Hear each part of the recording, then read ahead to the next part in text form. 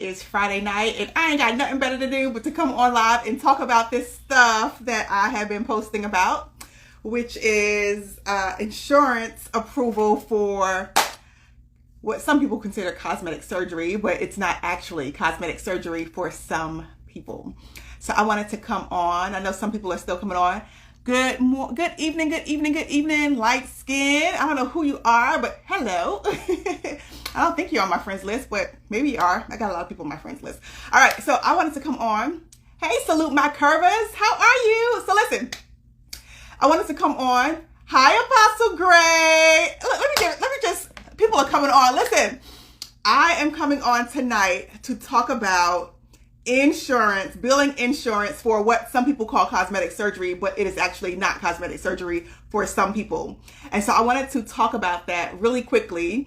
Hey, Apostle. I've been eating an icy, so my tongue is blue. So let me just preface this conversation by stating that I am not a insurance pro at all. I'm actually new to billing insurance for myself. However, I am a licensed mental health therapist and a provider, an insurance provider who bills insurance for my clients. So I have a little bit of background. Thank you, Apostle. Thank you so much. I'm trying, Apostle. I am trying.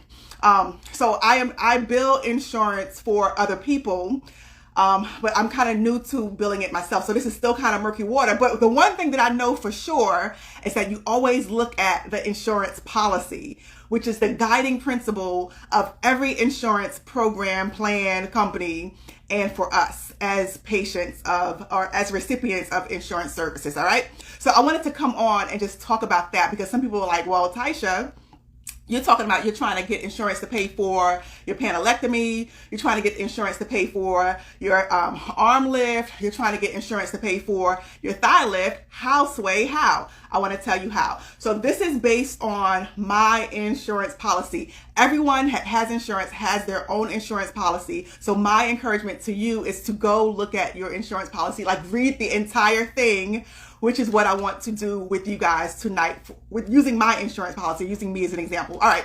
So the first thing that we have to understand is that obesity is a disease for insurance or medical purposes. Obesity is a disease, you guys. So what does that mean? That means that the things that happen because of obesity are impairments to people that are considered obese. If you are considered obese and you have a particular set of issues that are caused because of the disease, obesity, that means that the insurance policy applies to you, to us. Come on, somebody. All right. So I'm just gonna go through and talk to you guys. I'm just gonna read to you guys, okay? All right. So this is the policy for my insurance plan. All right. So number one, medical necessity. In this document, procedures are considered medically necessity if there is a significant functional impairment and the procedure can be reasonably expected to improve the functional impairment, which is caused by the disease. So let's talk about this. The difference between what most people get, which is cosmetic surgery, and what we're trying to get, which is reconstructive surgery. So cosmetic is when it's just going to intended to improve the physical appearance of something, right? Reconstruction. Let me read. I read this and I was like, oh, y'all. Let me see if I can find it now. Hold on. Let me see if I can find it. I'm not going to be able to find it. Let me see if I can find it. I need to read you this. Okay. What is considered reconstructive? I got to read you guys this. So for us, we are not looking for a cosmetic surgery because we're not just trying to improve the appearance of our bodies. We are trying to reconstruct the impairment that the disease obesity caused us. But I got to read it to you the way they said it. And of course, I can't find it. I was reading it to myself from my phone and I emailed it to myself. Okay, here it is. Reconstructive. In this document, procedures are considered reconstructive when it addresses a significant variation from normal related to accidental injury, disease, obesity, trauma, treatment of a disease, obesity, or congenital defect. So most of us who follow my page have had weight loss surgery, right? Who's had weight loss surgery? Me. So if you've had weight loss surgery, that is a treatment. That is a treatment of a disease, obesity. That's number one. That is why we need reconstructive surgery, because we were treated for a disease that causes a secondary effect to our bodies. Reconstructive surgery from here on out. I'm having reconstructive surgery, not cosmetic surgery, all right? I'm having reconstructive surgery. All right, number one, brachioplasty. That is this arm stuff right here. Let's talk about what the medical, I'm gonna do panelectomy first, because a lot of people want the panelectomy. So let me find, I just emailed myself the other stuff. I'm gonna find panelectomy, hold on. Panelectomy policy. 1 second. All right, here it is. All right. So the medical necessity of a panelectomy surgery. Number one, it is considered medically necessary if you meet the following criteria. Now remember, every insurance company has a different policy. Here's mine. Number one, the pannus, which is this apron of skin that we have here, hangs below the pubic bone. Okay. Number two, and one of the following. One, there's documented recurrent chronic rashes, infections, cellulitis, non-healing ulcers that do not respond to conventional treatment. So that's like dressing changes, topical, oral, systemic antibiotics, any kind of thing that your doctor would prescribe you. If it's not responding to treatment for 3 months long, that's one of the criteria that you can make yourself medically necessary for the surgery. And, or there is documented difficulty with ambulation and interference with activities of daily living. So let me go through that again. So number one, the apron has to hang below your pubic bone. Let me show you guys. Yeah, I have on shorts, y'all. All right, so this is our pubic bone. This is the panty. It has to hang below. You see that? It's hanging below. It's hanging below. All right. One, it has to hang below. Two, it either has to have rashes, infections that are treated by things that your doctor prescribed to you for 3 months, or it has to be some type of interference with daily living. Now, I'm going to go into details about that because the insurance policy does. And it's like, I need to read all this. And this is why you need to know this, because you're going to have to tell the doctor what to write in his notes to get you approved. I'm planning on telling my doctor what to write in his notes in order to get me approved. So this is why I'm reading all of this information. All right. So that's one. That's number two. Number three, symptoms or functional impairment persist despite significant weight loss, which has been stable for at least 3 months. So your weight has to have been stable for at least 3 months. No. So the symptoms or functional impairment persist despite significant weight loss. So you have to lose weight to treat the issue for at least 3 months. And it has to be documented attempts of weight loss, medically supervised diet, or bariatric surgery, which I've had in 2016. All right. And those attempts have had to have been unsuccessful at treating the hanging skin, for example. Number four, the individual had bariatric surgery and is post-op 18 months and has documented stable weight for at least 3 months. So you have to have tried whatever you tried to correct the issue with has to have been tried for 3 months. 3 months, okay? And your body mass, this is my policy, has to be a BMI, has to reach a body mass less than or equal to 30 kilograms. I don't know what that number is. I think it's like 35, a BMI of 35. Documented at least 100 pound weight loss, has achieved weight loss, which is 40% or greater of the excess body weight that has presented prior to the individual's surgical intervention. So they want to know that you are responding to treatment. All right. And B, it is considered medically necessary as an adjunct to medically necessary surgery when needed for exposure to circumstances. So basically, if you had weight loss surgery, you in there. All right. So I'm not going to read why it's not medically necessary because we read why it is. Okay. We don't need to know why it's not. All right. So most people don't know that liposuction is also considered medically necessary if it is reconstructive in nature. So you can also get insurance to pay for liposuction. Who did all this? I did not. All right. So we're going to go over that too. So, all right. So coding for a panelectomy. All right, so it goes over in your policy. It's going to go over all the codes that you need to give your doctor, and they probably already know it, but all the codes that you need to give your doctor in order for your doctor to bill it correctly to get paid for everything. So a tummy tuck is liposuction. It is repairing the muscles here, and it's also removal of this pannus. Everything that is included in a tummy tuck is also included in your insurance policy. It is medically necessary. So you got to know the right codes. All right. All right. So, and then it goes on to talk about, in my insurance policy, it goes on to talk about, like, give you all the background. It gives you all the definitions of what functional impairment is and all of that stuff. Okay. So let me kind of go through this. All right. All right. So it says early studies demonstrated a direct relationship between BMI and operative risk with abdominal surgery in obese individuals. They're telling you what to tell the doctor and what to tell them. So in retrospect, cohort series of individuals who underwent post-bariatric panelectomies, the only factor that independently predicted complications was the panty. So they're saying that if you do not get this panty removed, it is going to continue to cause complications in your life, which is why they want you to remove it. All right. This gets me so excited, you guys. All right.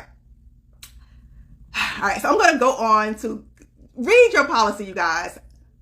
Hold on. All right, so definitions. Do I want to read this? Do I want to read it? All right. Okay, I'm not going to read all that. So I'm going to go on to what I was reading about the arm lift surgery as well. Let me find it now. Okay, so this is it. All right, so arm lift surgery. This is this part right here, arm lift surgery. Again, it is considered medically necessary if it is a significant functional impairment and the procedure is reasonably expected to improve the functional impairment. It is considered reconstructive. Reconstructive procedures are considered when they intend to address a significant variation from normal related accident, injury, disease, trauma, or treatment of a disease, which is weight loss surgery. All right, so brachioplasty is considered medically necessary when done in the presence of a significant functional impairment. For example, redundant or excessive skin interfering with activities of daily living or causes persistent dermatitis, cellulitis, or skin ulcerations, and the impairment persists despite the over-the-counter medications that your doctor gives you, okay? All right. But listen, they do butt lift surgery, you guys. They do thigh lift surgery. Thigh lift or butt lift surgery is considered medically necessary when there is a significant functional impairment. For example, redundant or excessive skin is interfering with activities of daily living, again, causing the dermatitis, cellulitis, skin infections, alterations, all that kind of stuff. This is what I want to read to you guys, because when I read this, I was like, oh my goodness. I wanted to read about what is considered a functional impairment, but I got to find it. So give me a second, because I was reading it from my phone. I got to find it, you guys, because it was good stuff. I got to find it. Where is it? Where is it? My kids are in the background like, Ma, are you really on here talking about this? Yes, I am, because I never thought about the fact that this is actually reconstructive in nature as opposed to cosmetic. All right. I want to find the part about the functional impairments. Where is it? All right, definitions. Functional impairment. All right, definitions. All right, let me breathe. All right, so functional impairment is significant functional impairment. So I was thinking that a functional impairment had to be like these big things that prohibit us in life. But here's what the insurance says a functional impairment is. It is significant functional impairment that may include physical, social, emotional, and psychological impairments or potential impairments. So not just the things that are actually happening to you right now, but the things that could potentially happen to you because you don't have the surgery, because you don't get it removed or remedied. So potential impairment. So examples of limits or normal physical functioning could include problems with ambulation, mobilization, communication, respiration, eating, swallowing, vision, facial expression, skin integrity. Y'all, When we have loose skin, that is an issue about skin integrity. Our skin is lax. That is the issue. Skin integrity, distortion of distortion of nearby body parts. Distortion of nearby body parts. So one part of my body is doing this, so the other parts of my bodies don't even look right. That's a distortion of body parts. Or obstruction of an orifice. So one of the things that some people have done is they correct the mons pubis, which is this part of your pubic part, your lady bits, because it distorts how everything looks. So listen, that is even covered in your policy as well. All right. The cause of functional impairment can be due to pain, structural integrity, congenital abnormalities, or other factors. That blew my mind when I read that, you guys. That blew my mind. So, and then of course it goes on to list all of the codes that you need to give your service provider as well. I'm telling you guys that you have to go and get very, very familiar, as I am doing now, get very, very familiar with your insurance policy, because it is the cheat code, so to speak. If not cheat code, but it is the definition. It is the guideline for what they will approve or will not approve. It has all the key words that you need to make sure that you address, or because sometimes we don't know, like, you don't know what you don't know, right? You don't know what to say because you don't know what's important. But if you know the policy, you can say, oh, that is happening to me, or this is happening to me, or I don't, this is what I said to myself. I actually don't have to live like this. That's what I told my doctor today. I realized, doctor, I don't have to live like this, because it is something that is addressed by, I pay for insurance. We pay for insurance. They are helping us, you guys, to live a fully functional life. So let's get this work, you guys. If you want to, you don't have to, but I'm just telling you guys. I'm just bringing this to light so that if you desire to change your life in regards to reconstructing how your body looks after significant weight loss. Like, I lost 175 pounds and that caused an effect on my body. So it needs to be reconstructed, and insurance is helping us to do that. So that's all I wanted to say. I wanted to come on and let you know that you need to read your policy, just like I'm getting very familiar with your policy, and bring all of this information to your primary care doctors who do not know. They don't know. They're going to tell you no. They're going to, like, my doctor was like, I don't think you got it.